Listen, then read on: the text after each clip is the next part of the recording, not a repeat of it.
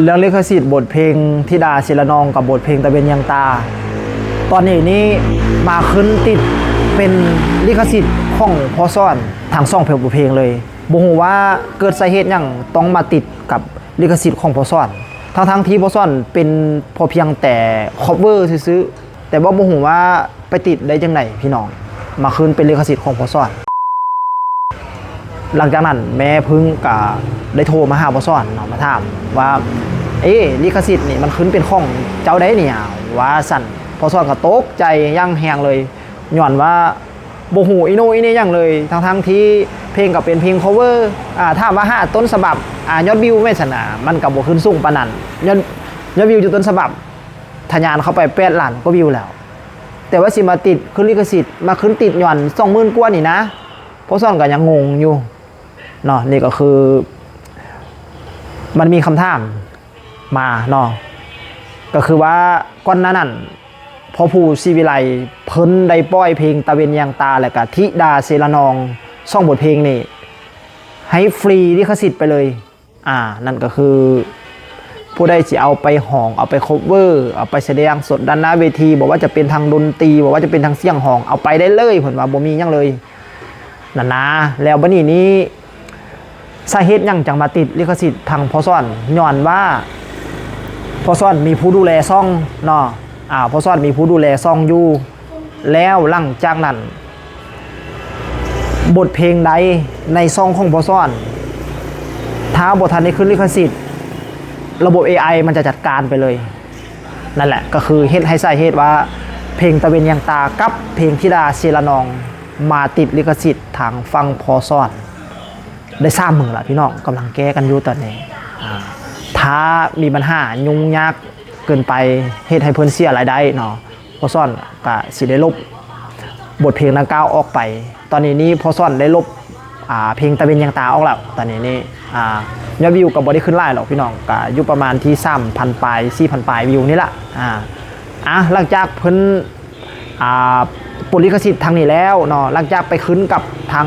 ขายเพลงซีวิไลแล้วบัดนี้พอซ่อนอย่างสินำมาคัฟเวอร์ใหม่เพื่อความสบายใจบ่ฮู้ว่าหลังจากพอซ่อนลบบทเพลงทางนี้ออกแล้วก็บ่ฮู้ว่าลิขสิทธิ์ยังสิติดทางฟังพอซ่อนบ่คันถ้าบ่ติดแล้วก็ถือว่าโอเคพอซ่อนลบทิ้งเลยถ้ายังติดแล้วก็แสดงว่าต้องได้แก้กันตัวนี้มาเนาะรอท้าเบิ่งนำกันพี่น้องซ่องบทเพลงนี่ที่พอซ่อน cover มาติดทางพอซ่อนก็เฮ็ดให้เพิ่นเสียรายได้หลายทางพี่น้องเอ้ยก็บ่ฮู้ว่าคือกันว่าสิเกิดหยังขึ้นเนาะอยู่ซื่อๆกับระบบ AI มันจะรันไปแล้วก็คันว่าถ้าเป็นคนกดสอบเนาะบัดนี้เนาะหลังจากเฮามาพบจังซั่นล่ะนะก่อนสิขึ้นลิขสิทธิ์ได้ก็ต้องหาต้นฉบับ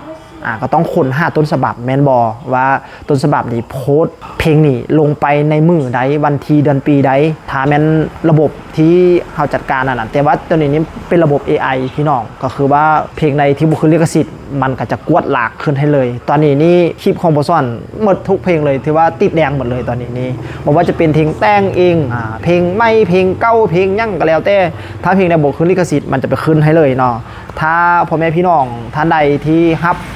บฟังคลิปนี่อยู่ถ้าแม่นบทเพลงที่พอซ่อนนำมา cover น่ะนะ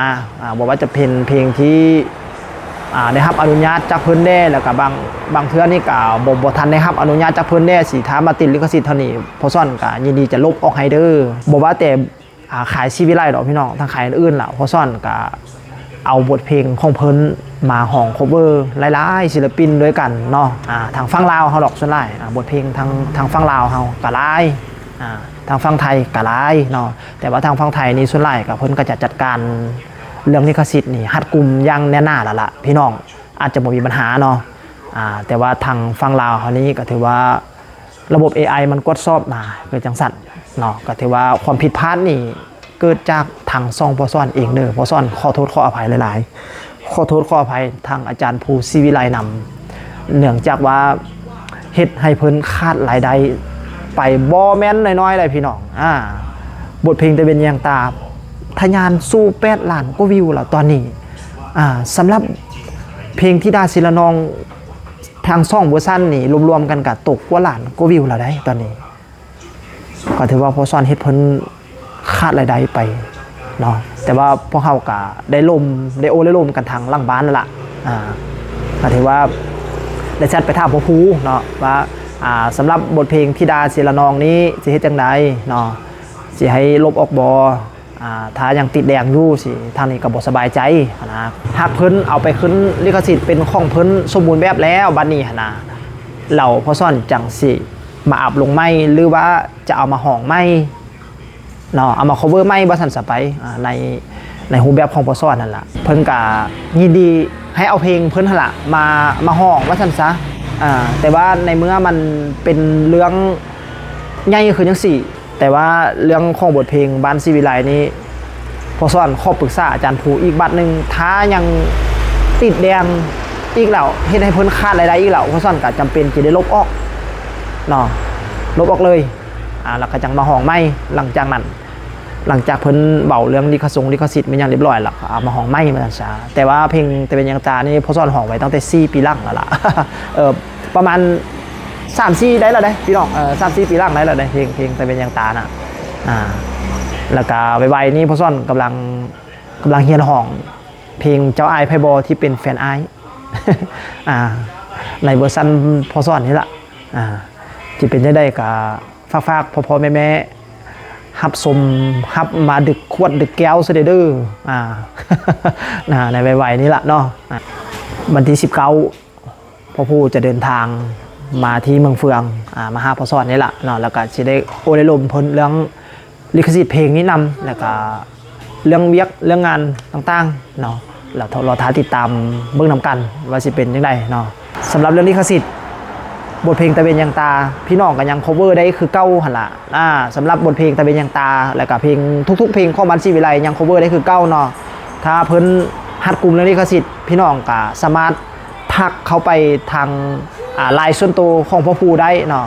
แล้วก็เรียกว่าจะทักไปทางเพจก็ได้ที่ว่าจะทักไปทางไลน์ก็ได้เนาะสะดวกทางในก็ติดต่อไปทางนั้นเนาะสำหรับบทเพลงตะเวนยังตาแล้วก็บทเพลงธิดาศิลานองว่าในมุมมองของพ่อซ่อนเราพ่อซ่อนอยากให้อาจารย์ภูศิวิไลเพิ่นแบ่งสั้นปันส่วนดีกว่าเนาะพี่น้องบ่ต้องไปเอาให้ทางผู้ cover สมมติว่าสิเนาะบ่ต้องเอาให้ทั้งหมดดอกก็มีแต่มาแบ่งกันก็คือแบ่งครึ่งเลยแบ่งรายได้จากส่วนนี้ไปเลยสิผมคิดว่าพอซ่อนเอาบทเพลงนี้มา cover เนาะเพราะว่ามีการแบ่งรายได้นั่นก็คือเนี่ยก็เป็น2เปียงสิอันนี้เป็น2ทางสิเนาะก็คือว่าฝั่งนึงจะไปฟังฝ่ายดูแลลิขสิทธิ์จัดเก็บลิขสิทธิ์ประสันซะอีกฝั่งนึงกลับมาทางผู้ที่เพิ่นเอาผลงานมา cover ประสันซะอยากให้พ่อผู้เฮ็ดจังสั่นมันจะดีกว่าแล้วก็จะบ่เป็นการไปรบกวนบ่เป็นการไปรบกวนแอดมินหรือว่าไปรบกวนผู้ดูแลลิขสิทธิ์ให้พ่อผู้เนาะก็คือว่าระบบเพิ่นจะแบ่งอัตโนมัติเลยหลังจากที่ลงคลิปไปเอาจังสั่นดีกว่าบอกพี่น้องจังสิได้สะดวกทางผู้เอาไป cover เนาะถ้าทางขายศิวิไลเพิ่นฮัก